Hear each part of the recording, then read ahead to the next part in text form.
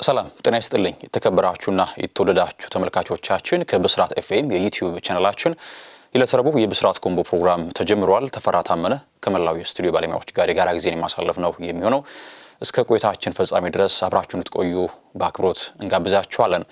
የዙር መስኮቱ እንግዲህ ቀናቶች በተቆጠሩ ቁጥር እየቀረበ ሊጠናቀቅ ይመጣል። ስለዚህም አሁን ደግሞ የበለጠ ክለቦች በእያንዳንዱ ክፍተቶቻቸው ላይ እርማት ለመውሰድ የሚቻኮሉበት ወቅት ላይ ነው እየደረስን የምንገኘው። የበለጠ ዴድላይን እየቀረበ ሲመጣ ደግሞ ዝውውሮች በገፍ ሲፈጸሙ ደጋግመን ስንመለከት ነበረ። አሁን ታዲያ እለቱን የተሰሙ ጉዳዮችን ወደ እናንተ ላጋራችሁ ወድጃለሁ። ቅድሚያ የቼልሲን ጉዳይ እናንሳ። ቼልሲ በአዲስ አብዮት በአዲስ መልክ ቡድኑን አዋቅሮ ለውድድር ዘመኑ የተዘጋጀ ነው የሚገኘው። ጃቢ አሎንሶ በሊቨርኩሰን በሀገረ ጀርመን ስኬትን ተጎናጽፎ ከዚያ ደግሞ ወደ ቀደመ ቤቱ ወደ ሪያል ማድሪድ ካመራ በኋላ በብዙ አለመግባባቶች ነበረ የተለያየው ከሎስ ብላንኮቹ ጋር። ታዲያ ወደ እንግሊዝ ዳግም መጥቶ በሊቨርፑል በተጫዋችነት አሳልፏል። በእንግሊዝ እርግጥ ነው በአሰልጣኝነት ደግሞ ወደ ቼልሲ ቤት መጥቶ በአዲስ መልክ ቡድኑን እያዋቀረ ነው የሚገኘው። ቶድ ቦሆሊም በተለየ መንገድ የተወሰነ ነፃነትን ሰጥተውት በአጫወት መንገዱ በተጫዋቾች ባህሪያት በሚፈልገው መንገድ ዝውውሮች እንዲፈጸሙ እያደረጉ ይገኛሉ ጃቢ አሎንሶን። ታዲያ በጎ ዜና ደግሞ ምንድነው ለቼልሲ የሚካኤል ሞድሪክ ከቅጣት መመለስ ነው። ተጫዋቹ በዶፒንግ ምክንያት ለረጅም ጊዜያት ከሜዳ ርቆ ነበረ። ተጫዋቹ እንደምናስታውሰው ይሄ ጄኔሬሽናል ታለንት የምንለው ተሰጥኦ የነበረው ተጫዋች ነበር አለ። በተለይ አጫወት መንገዱ ከኔይማር ጋር የቀረበ በሻክታር ዶኔትስክ ከሮቤርቶ ዴዘርቢ ጋር እንዴት ያለ የተለየ ክሎት የነበረው ተጫዋች እንደሆነ የሚታወሰው ጉዳይ ነው። ዝውውሩም ሲፈጸም ብዙ መነጋገሪያ ነበር። እንደሚታወቀው ተጫዋቹ የአርሰናል ደጋፊ ስለመሆኑ ሲገለጽ ኋላ ግን ከፍ ያለ ረብጣ ገንዘቦችን ሰማያዎቹ ወጪ አድርገውበት መዳረሻው ስታንፎርድ ብሪጅ ነበር የሆነው ሚካኤል ሞድሪክ። እናም በተጫወተባቸው ወቅቶች ላይ በዛም የተለየ ጥራትን በጠበቅነው ልክ አልተመለከትንበትም ነበር ሚካኤል ሞድሪክን። ኋላ ደግሞ ይባስ ብሎ ተጫዋቹ የእግር ኳስ ዘመኑን ሊረብሽ የሚችል እንቅፋት የሆነ ጉዳይ ገጠመው። ከዶፒንግ ጋር በተያያዘ ተጫዋቹ እገዳ ተጥሎበት ለበርካታ ወራት ከሜዳ ርቆ እንደነበር ይታወቃል።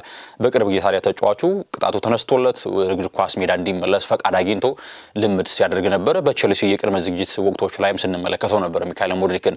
ታዲያ አንድ ሳቢ አለ አሁን በቼልሲ ቤት ተጫዋቹ የበለጠ ብቃቱ ከፍ ብሎ እንዲመጣ በማሰብ በውሰቱን ለመስጠት ማሰባቸው ተነግሯል። ሚካኤል ሞድሪክን ከሻምፒዮንሺፕ ዘንድሮ ወደ ፕሪሚየር ሊግ ያደገው የፍራንክ ጄምስ ላምፓርዶ ኮቨንትሪ ሲቲ የተጫዋች ፈላጊ ስለመሆኑ መረጃዎችን ተመለከትን። ከዚያም ባለ ሌሎችም ተጨማሪ ሁለት የእንግሊዝ ክለቦች ሞድሪክን ለማስፈረም በውሰት ፍላጎት አላቸው ነው የተባለው። ተጫዋቹ እድሜው አሁንም በከፍታ ዳግም ለመመለስ ጊቭ አፕ ሳያደርግ መልሶ ወደ እግር ኳስ ስኬት ለመመለስ አሁንም ጊዜው ሩቅ አይደለም እና ተጫዋቹ ደግሞ ቼልሲዎች የራስ ብቃቱን አሻሽሎ ወደ ቡድናቸው እንዲመለስ በማሰብ በውሰት ሊሰጡት ስለማሰባቸው ዘገባዎች እየወጡ ይገኛሉ። ወደ ስፔን ልውሰዳችሁና የባርሴሎና እግር ኳስ ክለብ እንመልከት። ባርሴሎናዎች የበለጠ ሮበርት ሌቫንዶቭስኪን መተካት ትልቁ ቅዳቸው ነበር። ነገር ግን ምርጫቸው ከዚያም ባለፈ ደግሞ ተጫዋቹም ህልቤልሩ እያለ ሲጎተጉት የከረመው ሁሊያን አልቫሬዝ አሁንም መቋጫው አልታወቀም። ተጫዋቹ ግን ልምድን ጀምሯል በግሉ በተለይ በአትሌቲኮ ዲ ማድሪድ። እናም ተጨማሪ ደግሞ ጥራትን ለመጨመር ባርሴሎናዎች አማካይ ክፍላቸውን ለማጠናከር እየሰሩ ይገኛሉ።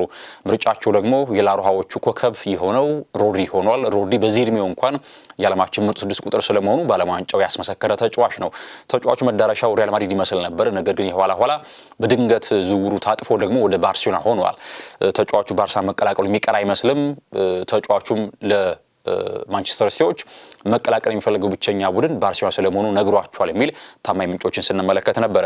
አስቀድመው ያቀረቡት ዋጋ የብሉግራናዎቹ የጠየቁት ገንዘብ ውድቅ ተደርጎባቸዋል። ታዲያ ስፔኑ ክለብ ከፍ ያለ ገንዘብን ይዞ መጥቷል። አሁን ላይ ወደ 51.3 ሚሊዮን ፓውንድ ገደማ የሚደርስ ገንዘብን ለእንግሊዙ ቡድን አቅርበው ተጫዋቹን ለማግኘት ድርድር ማድረግ እንደሚጀምር ዘገባዎች ያሳያሉ። እንግዲህ በሃንሲ ፍሊክ ስብስብ ውስጥ የፍራንኪ ዲዮንግ በመጀመሪያዎቹ ሳምንታት አይኖርም በጉዳት ምክንያት። ስለዚህ ከፔድሪ ጋር ሮድሪን ለማጣመር እቅድ አላቸው ሃንሲ ፍሊክ።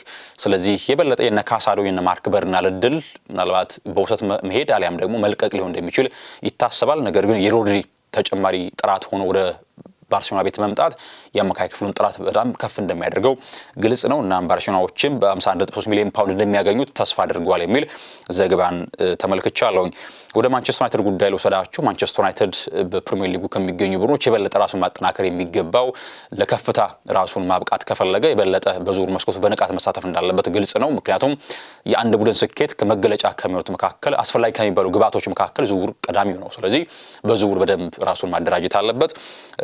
እና የግራ ፉልባክ ተጫዋች የሚነሳ ስም ነው በተደጋጋሚ ማንቸስተር ዩናይትድ ሉክሻውን በተመለከተ ተጫዋቹ ከእድሜ መፋት ጋር በተገናኘ እንደዚሁም ደግሞ ለጉዳት ተጋላጭ መሆኑን ተከትሎ ሉክሻው ይበልጥ ለእርሱ ባካፕ የሚሆን ሲያስፈልግ እንደውም ከሱም ተሽሎ መሰለፍ የሚችል የግራ ፉልባክ ያስፈልጓል የሚል ደጋግሞ ሲነሳ የነበረ ጥያቄ ነው። ለዚህም ይመስላል ሉዊስ ሃለን ከኒውካስል ለማስፈረም ፍላጎት ነበራቸው ቀይ ሰይጣናቱ። ነገር ግን ኒውካስሎች የማይነካ ተጫዋች አድርገው ያስቡታል ሉዊስ ሃለን። ምክንያቱም ትልቁ ከዋክብቶቻቸውን አጥቷል። ካለፈው ዓመት ጀምሮ እንደና አሌክሳንደር ኢዛክ፣ እንደና አንቶኒ ጎርደን፣ ሳንድሮ ቶናሊ፣ ብሩኖ ጊማሬሽ እነዚህ ሁሉ ከቡድኑ የተለያዩ ናቸው። ስለዚህ ሌላኛን ኮከባቸውን ሃለን መሸጥ አይፈልጉም ነው የተባለው ኒውካስሎች። እናም ፊታቸውን አሁን ላይ ማንቸስተር ዩናይትዶች ወደ ጆዋኪን ሴይስ አዙሯል ተብሏል። የተጫዋች በክለብ ብሩጅ ነው በቤልጂየም ፕሮ ሊግ የተጫወተ የሚገኘው። የ21 ዓመት የግራ ፉልባክ ተጫዋች ነው። ተጫዋቹ የመሸጫ ዋጋው እስከ 30 ሚሊዮን ፓውንድ እንደሚደርስ የዘገባዎች ያመላክታሉ። እናም የሉዊስ ሃለን ዝውውር ካልተሳካላቸው ማንቸስተሮች ፊታቸውን ወደ ቤልጂየም አዙረው ይህንን ጆዋኪን ሴስን የተሰኘውን የ21 ዓመት የግራ ፉልባክ ተጫዋች ለማስፈረም ፍላጎት አላቸው። ብዙ ጊዜ እንግዲህ ከቤልጂየም ፕሮ ሊግ ከነ አንደርሌክት ከነ ክለብ ብሩጅ የመሳሰሉ ቡድኖች ጥሩ ተጫዋች ሲወጡ እንመለከታለን። እንደሚታወቀው የዩናይትድ ግብ ጠባቂ ሴር ላሜንስ መገኛው ከቤልጂየም ፕሮ ሊግ ነው። ስለዚህ ታለንት ያላቸው መፍለቂያ ሊሆን እንደሚችል ይታመናል። የቤልጂየም ፕሮ ሊግ ዩሪ ቴሌማንስም ጨምሮ በዚያው አስቀደው የቤልጂየም ፕሮ ሊግ የነበረ ተጫዋች ነው። እናም እንደ አማራጭ የሉዊስ ሃለን ጉዳይ ካልተሳካላቸው ጆዋኪን ሴስን ለማስፈረም እንደሚንቀሳቀሱ ማንቸስተሮች ዘገባዎች እያመላከቱ ይገኛሉ። ወደ ኢሊማን ነጃይ ጉዳይ ልወስዳችሁ። ይሄ ሴኔጋላዊ የመስመር ተጫዋች ኢሊማን ነጃይ ምናልባት ባለፉት ጥቂት ዓመታት በፕሪሚየር ሊግ ከሚገኙ ጥሩ የመስመር ተጫዋች መካከል አንደኛው ነው።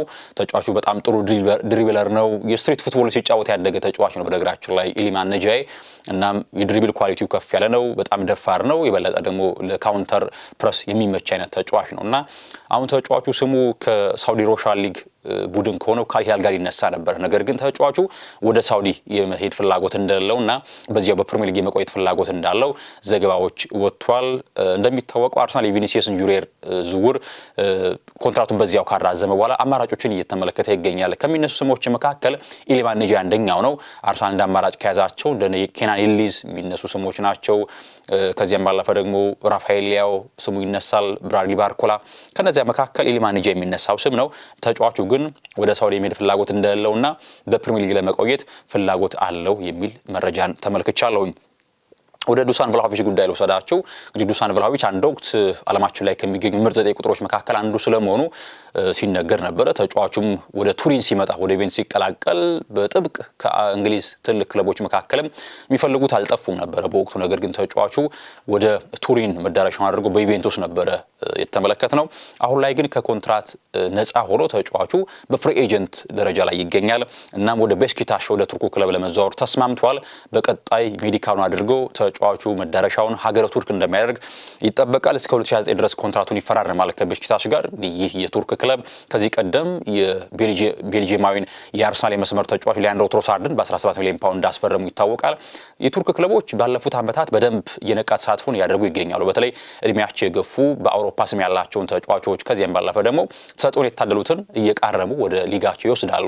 አሁን ደግሞ ተረኛው ዱሳን ቭላሆቪች ሆኗል። እንዲያውም ብዙ በእንግሊዝ የሚገኙ ቡድኖች ተጫዋቹን እንደ ስኳድ አስበው ቢያመጡት በጎ ነው የሚል ሀሳብ ይነሳ ነበረ። ነገር ግን መዳረሻው የቱርኩ ክለብ ቤሽክታሽ እንደሚሆን ይጠበቃል። ዱሳን ቭላሆቪች ወደ አስቶን ቪላ ጉዳይ ልወስዳችሁ። እንግዲህ አስቶን ቪላ ሉካስ ዲኜን አጥቷል። ፓሪስ ሰን ዠርማ ተቀላቀለ በ7 ሚሊዮን ዩሮ ፈረንሳዊ ግራ ፉልባክ ሉካስ ዲኜ። ስለዚህ እሱን ለመተካት የአስቶን ቪላ እግር ኳስ ክለብ አማራጮችን ሲመለከት ነበር። አሁን ላይ ማቴዎ ሩጄሪን ለማስፈረም ከአትሌቲኮ ዲ ማድሪድ ጋር ተስማምቷል ተብሏል። ተጫዋቹ በቀጣይ ቪላ ፓርክ መዳረሻው እንደሚሆን ነው የሚጠበቀው። ለዝውውሩም አስቶን ቪላዎች 25 ሚሊዮን ዩሮ ቅድሚያ ይከፍሉና ወደፊት ደግሞ የሚከፈል ተጨማሪ ክፍያ አድ-ኦንስ 1.5 ሚሊዮን ዩሮ እንደሚከፍሉ መረጃዎች ወጥቷል እና ሩጄሪ መዳረሻው የእንግሊዙ ቡድን አስቶን ቪላ ይመስላል። የማይልስ ሉዊስ ስኬሊ ጉዳይ ላንሳላችሁ። ሉዊስ ስኬሊ ያህል እንደምሩቅ የሆነ ተጫዋች ነው። ይህ ተጫዋቹ በአካዳሚ ደረጃ አማካይ ተጫዋች የነበረ ኋላ በአርሰናል ቤት ደጋግሞ ጉዳት ተገላጭ ሆኑና ተጫዋቾች ሚኬል አርቴታ ተጫዋቹን ከአማካይ ክፍል ሜሽፍት አድርገው እንደ ግራ ፉልባክ ሲጠቀምበት ነበረ።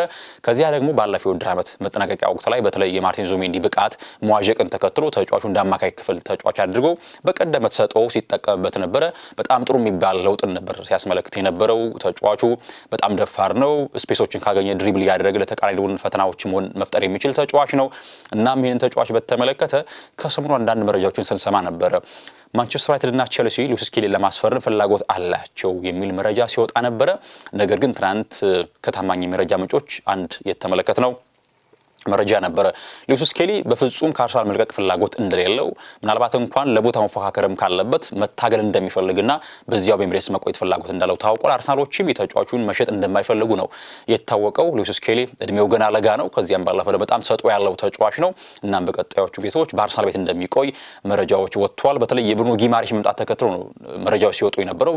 ጊማሬሽ ከመጣ ምናልባት ሚኬል አርቴታ አማካይ ክፍል ላይ በደብል ፒቮት ዴክላን ራይስን ከጊማሬሽ ጋር ጠቀም ይታሰባል። ከዚያም በኋላ ዙቢሜንዲም በዚያ ስፍራ አለ። ዙቢሜንዲ ወደ ቀደመ ብቃቱ መመለስ ከቻለ ስኬሊ ቦታ ያጣልና በዚያ ምክንያት ነው የለቃል የሚል ጭምጭምታዎች ሲወጡ የነበረው። ነገር ግን ተጫዋቹ በፍጹም የመልቀቅ ፍላጎት እንዳለው አርሰናሎችም ተጫዋቹ መልቀቅ እንደማይፈልጉ ዘገባዎችን ስንመለከት ነበረ። እናም ተጫዋቹ በቀጣይ እግር ኳስ ሕይወቱ በአርሰናል ቤት እንደሚሆን ይታሰባል። ሌላኛው የጂረን ስፔንስን ጉዳይ ላንሳላችሁ። የፈጣን ተጫዋች ነው። እንዲያውም በዓለም ዋንጫው በእንግሊዝ ብሔራዊ ቡድን ጥሩ ፐርፎርማንስ ከነበራቸው ተጫዋች መካከል ስፔንስ አንደኛው ተጠቃሽ ተጫዋች ነው። ነገር ግን በዴዘርቢ ይበልጥ የሚታመንበት ተጫዋች እንዳልሆነ የእንግሊዝ ሚዲያዎች እያስነበቡ ይገኛሉ። ይበልጥ ምርጫቸው ከስፔን ጋር የዓለም ሻምፒዮን የሆነው ፔድሮ ፖሮ ነው። ስለዚህ ስፔንስ ለመልቀቅ ፍላጎት አሳድረዋል ነው የተባለው።